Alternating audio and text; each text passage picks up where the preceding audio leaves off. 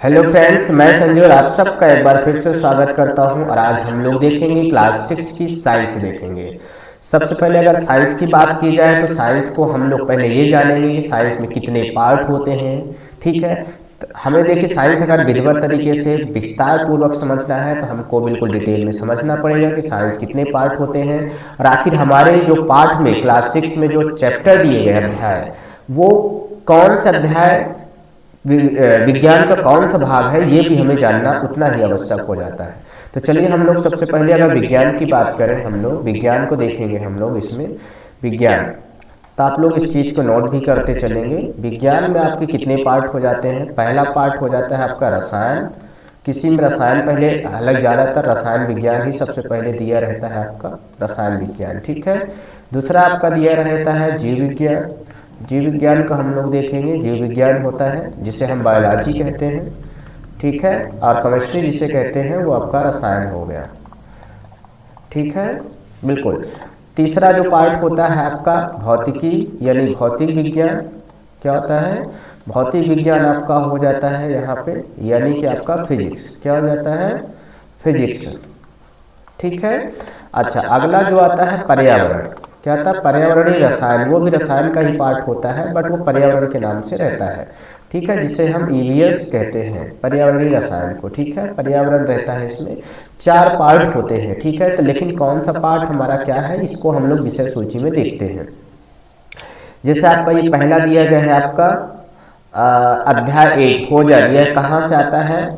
और भोजन के घटक हो गए तंतु से वस्तु तक, वस्तुओं के समूह बनाना, पदार्थों का पृथक्करण, पदार्थों का अलग करना, हमारे चारों ओर के परिवर्तन, पौधों को जानिए। देखिए परिवर्तन तक हमारा जो दिया गया है एक पार्ट से लेकर के आपका 6 पार्ट तक ये जो दिया गया है ये केमिस्ट्री का यानी रसायन विज्ञान है। क्या है? ये रसायन विज्ञान है। ठीक है, ये रसायन विज्ञान में आ जाएगा आपका पूरा। आगे देखते हैं हम लोग आपका जो 7 पार्ट से दिया गया है पौधों को जानिए। अध्याय 8 में दिया शरीर में गति, सजीव, विशेषता व आभास। ये सब आपका बायो का पार्ट है यानी कि जीव विज्ञान का पार्ट है। देखते कहाँ तक दिया है।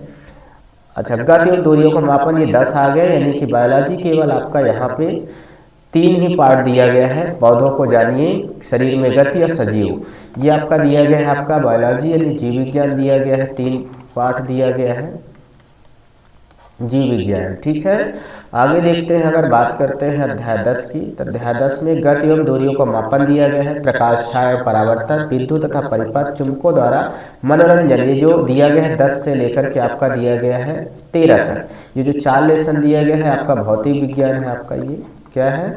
भौतिक विज्ञान दिया गया है। ठीक है, हाँ।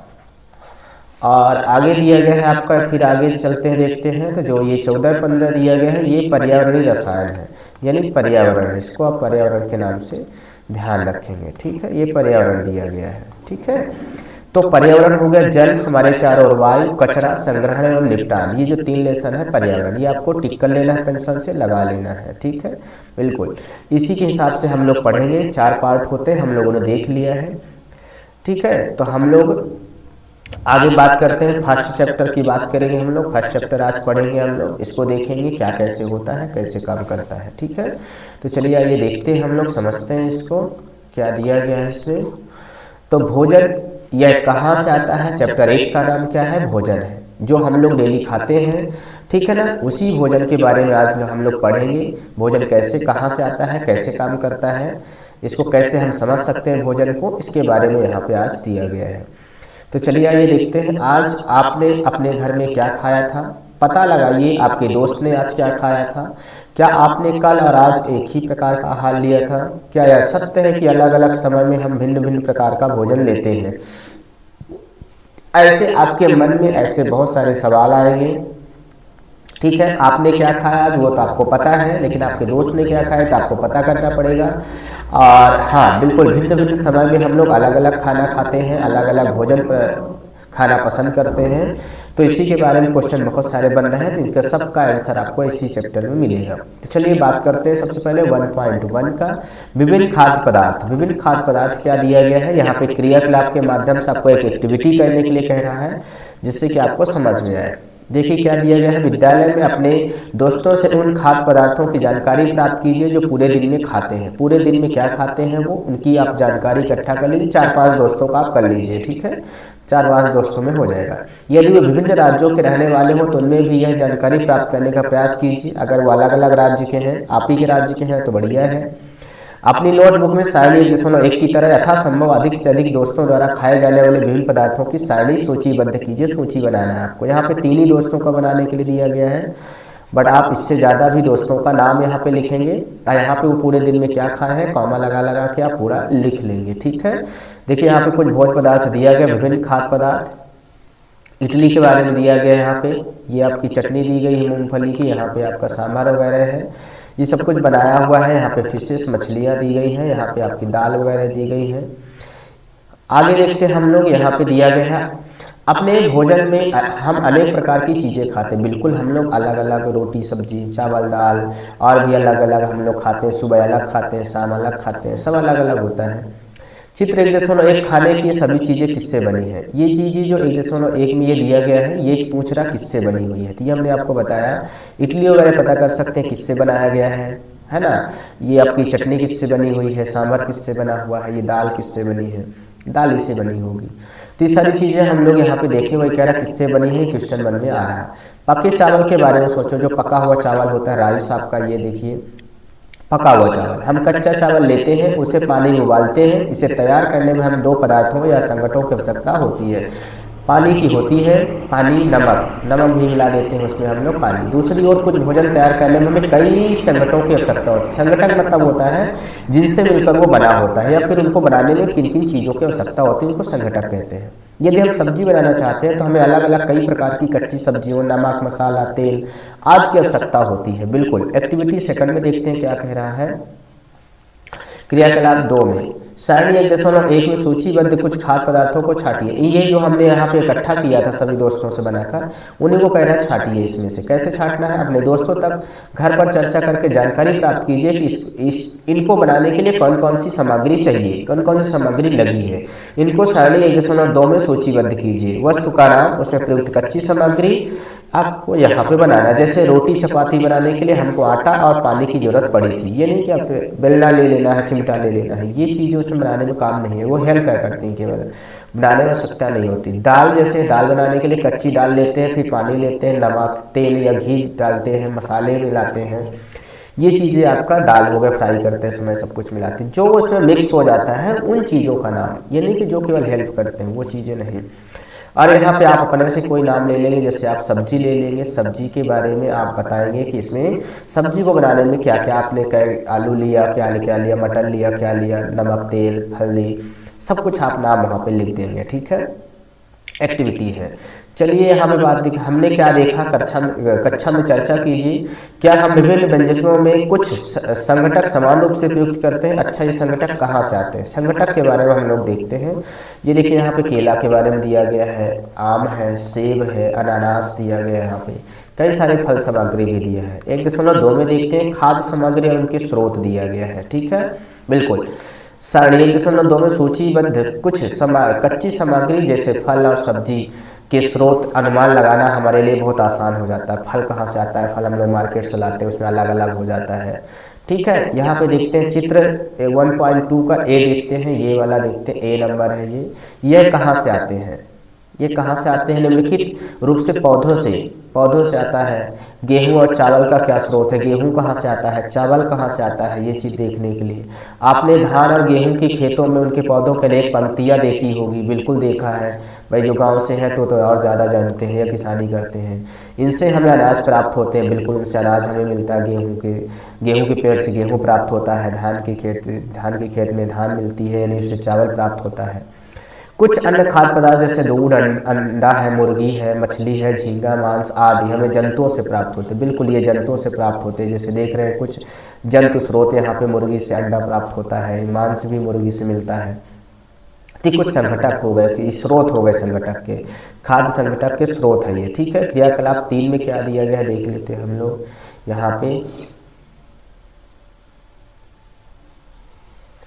आइए हम पूर्व सूचीबद्ध खाद्य पदार्थों और उनके संगठनों के स्रोत जानने का प्रयास करते हैं। आखिर वो कहाँ से मिले हैं, कहाँ से आते हैं। कुछ उदाहरण सारणी 1.3 में दिए गए हैं, कुछ और उदाहरण इस सूची में जोड़िए। ठीक है, इनकी रिक्त स्थानों की पूर्ति कीजिए। क्रियाकलाप 3 से हम क्या निष्कर्ष निकालते हैं? पौधे विभिन्न खाद्य संगठकों की अन्न सब्जी से प्राप्त होते हैं। देखिए यहाँ पे ये धान की रोपा लगाया हुआ है, यहाँ पे देख रहे हैं आप, यहाँ पे धान की खेती हो रही है। ये देखिए यहाँ पे गेहूं कटाई हुई, गेहूं का परिवहन यहाँ बैलगाड़ी से आ रहा पे, गेहूं अनाज के स्रोत से, हमें यहाँ से अनाज के स्रोत मिलते हैं। यहाँ पे देखिए, फिर देखते हैं हम लोग यहाँ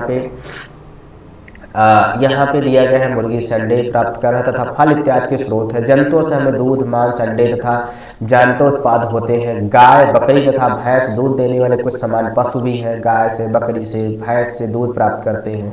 एवं दूध एवं विभिन्न दुग्ध उत्पादक जैसे मक्खन है, क्रीम है, मट्ठा है, छाछ है, ये सब चीज़ें हम लोग यहाँ से प्राप्त करते हैं। अच्छा, 1.2 में यहाँ पे फिर खाद्य व्यंजन संगठक जिससे वे बने हैं उनके स्रोत लिखिए। इडली, जो इडली होती है ये इडली कह देती है। इडली जो होती है चावल, ये पौधा पादप से प्राप्त होता। उड़द की दाल, नमक, जल सब कुछ मिलाते हैं इसमें। चिकन करी, चिकन मसाला जंतु से प्राप्त होता है। ये जंतु बिल्कुल जिसका चिकन का बनता है, मुर्गा वगैरह का, तो उससे बनाते हैं। मसाला हो गया, तेल घी हो गया, जल लगता है। पौधे जंतु से तेल या घी किससे निकालते हैं? या तो पौधे से या तो जंतु से प्राप्त करते हैं। खीर, खीर से किससे बनता है? दूध लेते हैं, चावल लेते हैं, चीनी लेते हैं। दूध जो कि जंतु से प्राप्त होता है, चावल पौधा से प्राप्त होता है, चीनी भी पौधा से प्राप्त होता है। ठीक है, बिल्कुल गन्ने के पेड़ से प्राप्त होते हैं, शक्कर। तो ये चीज़ें यहाँ पे, और इनको खाली स्थान इसमें बढ़ना है। उड़द की दाल उड़द के पौधे से, ये सब पौधे से प्राप्त है। नमक आपका ये समुद्र यहाँ से पानी से प्राप्त होता है। जल हो गया, ये सारी चीज़ें आपको यहाँ पे कह रहा भरने बनाने के लिए। घी, पनीर और दही का उपयोग संसार के प्रत्येक क्षेत्र में किया जाता है। क्या आप कुछ अन्य जंतुओं के नाम बता सकते हैं? हमें दूध देते हैं ऐसे जंतुओं के नाम बताना है। भाई गाय, भैंस, बकरी तो हो ही गई, भेड़ होती है, ऊँट होते हैं, ये सब चीज़ें देते हैं। ठीक है, बिल्कुल। अच्छा, 1.3 में दिया गया है, पॉइंट में दिया गया भोजन के रूप में पौधे के भाग और जंतु उत्पाद। ठीक है, ये चीज़ हम लोग देखते हैं, इनको समझते हैं क्या कहते हैं। ठीक है, पौधे हमारे भोजन के एक प्रमुख स्रोत है। पौधे क्या होते हैं? भोजन का एक प्रमुख स्रोत होते हैं हमारे। हम पौधे के कौन से भाग को उपयोग खाद्य पदार्थ के रूप में करते हैं? हर पौधे का देखिए अलग अलग होता है। किसी का फल उत्पाद, किसी का तना, किसी की जड़, किसी की पत्तियां उपयोग में आती हैं, सबका अलग अलग होता है। हम पत्तियों वाले अनेक सब्जियां खाते हैं, कुछ पौधे फलों के रूप में खाते हैं। हम कभी किसी पौधे का जड़, कभी तना, तो कभी पुष्प भी भोजन के रूप में खाते हैं। इसमें एक ये दिया गया है 1.4 में दिया पादप के खाने योग्य भाग है। इसमें कौन कौन से खाते हैं ये चीज़ हम लोग देख सकते हैं, यहाँ पे दिया गया है। कभी हमने सीताफल, काशी फल के फलों को चावल की भिट्टी में डुबोकर व तल पकौड़ी बनाकर खाते हैं। इसका प्रयत्न कीजिए बनाने का। कुछ पौधों के 2 या 2 से अधिक भाग खाने योग्य होते हैं। बिल्कुल, किसी का जड़ भी खाते हैं, किसी का पत्ता, यानी कि जड़ और पत्ता दोनों खाते हैं, तना भी खाते हैं, फूल भी खाते हैं। तो ये अलग अलग होते हैं। किसी के 2 से ज़्यादा, 2 या 2 से अधिक भाग भी खाने लोग होते हैं। ठीक है, जैसे मूली का हम लोग पत्ता भी खाते हैं, उसका जड़ भी खाते हैं, 2 चीज़ें हो गई। ऐसे ही और भी चीज़ें होती हैं। उदाहरण के लिए सरसों के बीज से हमें तेल प्राप्त होता है। बिल्कुल, इनकी पत्तियों का उपयोग साग बनाने के लिए किया जाता है। बिल्कुल। क्या आप केले के पौधे के विभिन्न भागों में सोच सकते हैं जिन्हें हम भोजन के रूप में लेते हैं? क्या आप किसी अन्य पौधे के बारे में सोच सकते हैं जिसके 2 या 2 या अधिक भाग खाए जाते हों? बिल्कुल, मूली है, 2 भाग खाए जाते हैं। पहली जानना चाहती कि हमारे भोजन का पौधे और जंतु के अलावा भी कोई अन्य स्रोत है? पौधे या जंतु के अलावा भी कोई स्रोत है?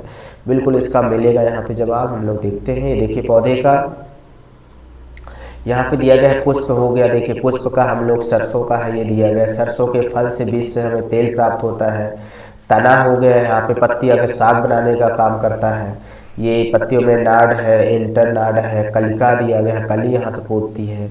अच्छा, जड़, इसका जड़ दिया गया है, प्राथमिक जड़ दिया गया है, मेन वाली जो होती है। फिर उसके बाद मूल, प्राथमिक मूल हो गया, द्वितीयक मूल जो छोटे छोटे होते हैं। ये पूरा मूल तंत्र के अंतर्गत आता है। ठीक है, ये हम लोग पौधे के विभिन्न भाग देख लिए हम लोग। ठीक है, एक्टिविटी दिया गया है यहाँ पे 1.3 में 1.3 सूचीबद्ध सभी खाद्य पदार्थों को उन संगठनों में छाटिए जिनका मुख्य स्रोत पौधे हैं। अब पौधों वालों को अलग करना है, फल वालों और जंतु वालों को अलग। ये पौधों के किन भागों से प्राप्त होते हैं? इन खाद्य पदार्थों के पौधों को सारणी भी बनाना है, किन भाग से प्राप्त होते हैं? आखिर फल से है। देखिए जैसे बैगन का भरता होता है, संगठक बैगन से प्राप्त होता है। मिर्च मसाले के रूप में कोई अन्य चीज़ भी मिर्च मसाला भी मिला देते हैं। यह एक फल है। पौधे का भाग जो हमें फल, हमने पौधे का फल भाग क्या होता है, फल, ये फल होता है जो बैगन होता है। ठीक है, तेल, मूंगफली, सरसों, सोयाबीन, अन्य अन्य पौधे, ये सब बीज होते हैं। तेल क्या होता है, तेल बीज से मिलता है। मूंगफली बीज होती, सरसों, सोयाबीन, अन्य पौधे से, ये सब बीज होते हैं। क्या होते हैं, बीज होते हैं। इसी प्रकार आपको यहाँ पे और भी सारणी बनाना है और उनके नाम लिखना है कि पौधे के किस भाग से प्राप्त होता है। ठीक है, आगे हम लोग देखते हैं, यहाँ पे दिया गया है, अपने आसपास के अनजान पौधे पर यह देखने के लिए परीक्षण न करें कि वो खाने योग्य है, या कभी कभी पौधे विषैले भी होते हैं कि डायरेक्ट आप तोड़े और खाली उनके बारे में आप कुछ भी नहीं जानते हैं। ठीक है, बिल्कुल। क्रियाकलाप 5 दिया गया है, यहाँ पे देखते हैं हम लोग। मूंग अथवा चने के कुछ सूखे बीज लीजिए। मूंग और चने के कुछ सूखे बीज हम लोग लेते हैं यहाँ से। अब इनमें से कुछ बीजों को जल से भरे एक पात्र में डाल दीजिए। एक दिन के लिए छोड़ दीजिए। अगले दिन जल को पूरी तरह से निकाल दें और बीजों को गिलास में रहने दें। उन्हें गीले कपड़े में लपेटकर एक और रख दीजिए। गीले कपड़े में लपेटकर रख दीजिए। ठीक है, क्या आप इन बीजों में कुछ परिवर्तन देखते हैं? क्या एक छोटी सी सफ़ेद संरचना निकलती है कि नहीं निकलती है? बीज से बाहर निकल आती है? यदि हाँ तो बीज अंकुरित हो गए। बीज क्या हो, ये देखिए, ये अंकुरित वाला है, ये अंकुरित चना है, अंकुरित मूंग है, और ये बिना अंकुरित वाला है।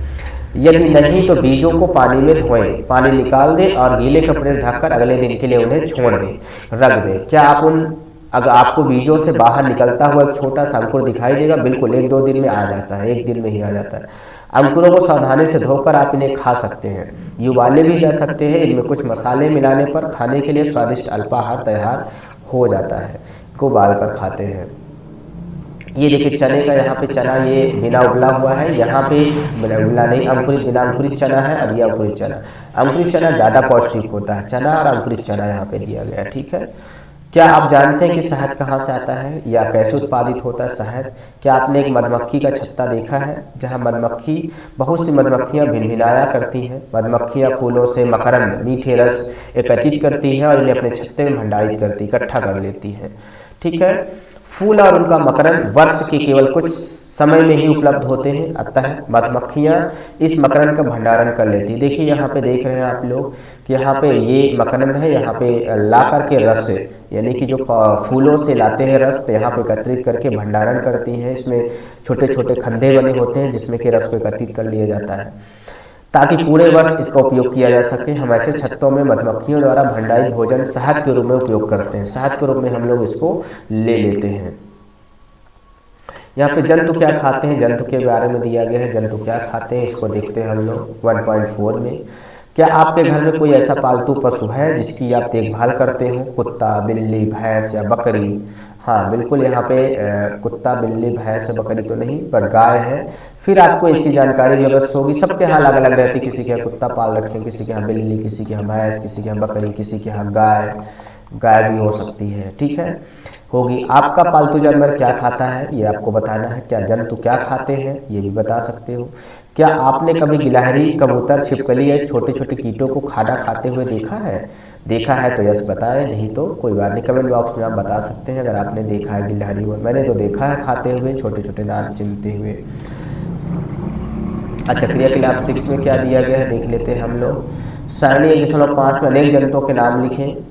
ये देखिए यहाँ पे दिया गया है, अनेक जंतुओं के नाम लिखिए और उनमें कुछ जंतुओं द्वारा खाए जाने वाले भोजन भी लिखें। सारणी में रिक्त स्थान दिया गया है। ये देखिए, भैंस क्या खाती? घास, खली, भूसा, अनाज, पत्ती। बिल्ली क्या खाती? छोटे जंतु, पक्षी, दूध। चूहा क्या खाता है? शेर क्या खाता है? बाघ, मकड़ी, छिपकली, गाय। आपके आसपास अगर ये है जानवर या फिर जो कोई जानता है, आप उनकी हेल्प से आप उनसे पूछ करके आप इसमें भर सकते हैं। आपने कभी देखा है तो आपसे बन जाएगा, तो इनको आपको भरना है। आगे देखते हैं हम लोग क्रियाकलाप 7 में देखते हैं क्या दिया गया है। क्रियाकलाप 7 फिर से सारणी 5 को ध्यान से देखिए और इसके जंतुओं में 3 वर्गों में विभाजित कीजिए। पहले वर्ग में केवल उन जंतुओं के नाम लिखिए जो केवल पौधे और पादप उत्पाद खाते हैं, यानी कि पहले उनको देखना है जो केवल पौधे, पादप उत्पाद खाते हैं, यानी शाकाहारी। इन्हें शाकाहारी जंतु कहते हैं। शाकाहारी जंतु किसे कहते हैं? जो केवल पौधों का उपयोग करते हैं, ठीक है, और पौधे से उत्पन्न होने वाले उत्पादों को खाते हैं। यहाँ कुछ जंतु ऐसे हैं जो दूसरे प्राणियों को खा लेते हैं, इन्हें हम दूसरे वर्ग में रखेंगे। इन प्राणियों को मांसाहारी जंतु कहते हैं। क्या कहते हैं? मांसाहारी जंतु कहते हैं। क्या आप कुछ ऐसे जंतुओं के नाम जानते हैं जिनका भोजन पौधे, जंतु दोनों ही होते हैं? इन्हें हम तीसरे वर्ग में रखेंगे जिन्हें हम सर्वाहारी जंतु कहते हैं। जैसे मनुष्य सर्वाहारी में आता है, ठीक है। साग सब्जी भी खा लेता है, मांस मंदिरा भी खा लेता है, सब कुछ खा लेता है, यानी कि ये सर्वाहारी होता है। अब आप इन्हें सारणी 6 में 3 वर्गों में अलग अलग करके रख देंगे। शाकाहारी में गाय आता है, गाय केवल मांस वंश नहीं खाती, केवल ये पौधे से उत्पन्न चीज़ें खाती है। मांसाहारी शेर होता है। सर्वाहारी कौवा है, कौवा सब कुछ खा लेता है, चावल दाल भी खा लेता है, मांस भी खा लेता है। अच्छा, पहली जानना चाहती है कि सारणी 6 को भरते समय मनुष्य को आप किस वर्ग में रखेंगे। मनुष्य किस में आ जाएगा, मनुष्य सर्वाहारी में आएगा, ये मैंने आपको पहले ही बता दिया। अच्छा, हम जानते हैं कि हम में से बहुत से लोग ऐसे होते हैं जिन्हें पर्याप्त भोजन नहीं मिलता, सही बात है। हमें ऐसे उपाय खोजने की आवश्यकता है जिन्हें हम देश के अधिक खाद्य उत्पादन किया जा सके। यही पर्याप्त नहीं होगा, बल्कि हमें ऐसे भी उपाय खोजने चाहिए जिनसे यह सुनिश्चित हो सके कि भोजन हम में से प्रत्येक को आसानी से उपलब्ध हो सके हो। ऐसी कोशिशें करनी चाहिए। अगर आपके पास ज़्यादा है तो आप दान कर सकते हैं, दूसरे को दे सकते हैं, ठीक है। प्रमुख शब्द क्या है, संघटक आया है, खाद्य पदार्थ आया है, मकरंद आया हुआ है, अंकुरित बीज आया हुआ है, शाकाहारी, मांसाहारी, सर्वाहारी शब्द आए हुए हैं, ठीक है। संघटक यानी कि जो जिनसे मिलकर बना होता है, खाद्य यानी कि खाने वाली चीज़ें होती, मकरंद यानी जो जड़े वाली होती है, अंकुरित बीज जो फुला करके खाए जाते हैं, शाकाहारी जो केवल पेड़ पौधे और उसके पेड़ पौधे से बनने वाली चीज़ें खाते हैं, मांसाहारी जो जंतुओं को खाते हैं, सर्वाहारी जो सभी को। यहाँ पे सारांश दिया गया है, यहाँ पे सारांश देख लेते हैं। भारत में विभिन्न प्रदेशों में खाए जाने वाले भोजन में बहुत अधिक विविधता का मतलब होता है हर प्रदेश में अलग अलग भोजन प्रसिद्ध है और उनको ज़्यादा फेमस है और उनको खाया जाता है, ठीक है। कहीं ज़्यादा समोसे खाए जाते हैं, कहीं ज़्यादा चावल दाल ज़्यादा खाए जाते हैं, कहीं अलग अलग चीज़ें खाए जाते हैं, सबको अलग अलग चीज़ें पसंद होते हैं। किसी को इडली ज़्यादा पसंद है, किसी को डोसा, अलग अलग चीज़ें होती हैं। हमारे भोजन के मुख्य स्रोत पौधे तथा जंतु ही है, ठीक है। ज़्यादा हम लोग पौधे और जंतु से ही प्राप्त करते हैं। जो जंतु केवल पादप खाते हैं उन्हें हम शाकाहारी कहते हैं। जो जंतु केवल जंतुओं को खाते हैं उन्हें मांसाहारी कहते हैं। जो जंतु पादप और दूसरे प्राणी दोनों ही खाते हैं उन्हें हम सर्वाहारी कहते हैं, ठीक है। अच्छा, ये खत्म हो चुका। अभ्यास दिया गया, अभ्यास हम लोग इसके प्रश्नोत्तर कल करेंगे हम लोग नेक्स्ट वीडियो में। आज में हम लोगों ने अध्याय को समझा है, पहला अध्याय हमारा पूरा हो चुका है। आपको यदि समझ में आया तो कमेंट करके जरूर बताएं कि सर आप बिल्कुल समझ में आया है, और इसके प्रश्नोत्तर हम लोग कल पढ़ने के लिए तैयार हैं। कमेंट करके आप जरूर बताएं। और आपको पसंद आया तो अपने दोस्तों तक भी शेयर कीजिए, और डेली आपकी वीडियोज आएंगी तो आप इससे जुड़े रहिए। और चैनल पे नए हैं तो सब्सक्राइब करके रखिए, बेल आइकॉन भी इसको बिल्कुल बजा दीजिएगा ताकि नोटिफिकेशन आप तक जरूर डेली पहुँच सके, ठीक है। इसके प्रश्नोत्तर हम लोग कल करेंगे, कल वीडियो में हम लोग समझेंगे इसके प्रश्नोत्तर। कई सारे क्वेश्चन आंसर दिए होंगे, हम लोग देख लेते हैं। ये देखिए यहाँ पे जोड़ी दी गई है और यहाँ पे कुछ क्वेश्चन आंसर दिए गए हैं, कुछ फिल इन द ब्लैंक दिए गए हैं। ज़्यादा क्वेश्चन इसमें है नहीं, खैर इसको हम लोग कल सेपरेट वीडियो में कल हम लोग पढ़ लेंगे ताकि प्रश्नोत्तर का एक अलग वीडियो रहे, ठीक है। तो हम लोग मिलते हैं कल नेक्स्ट वीडियो में, तब तक सभी को जय हिंद।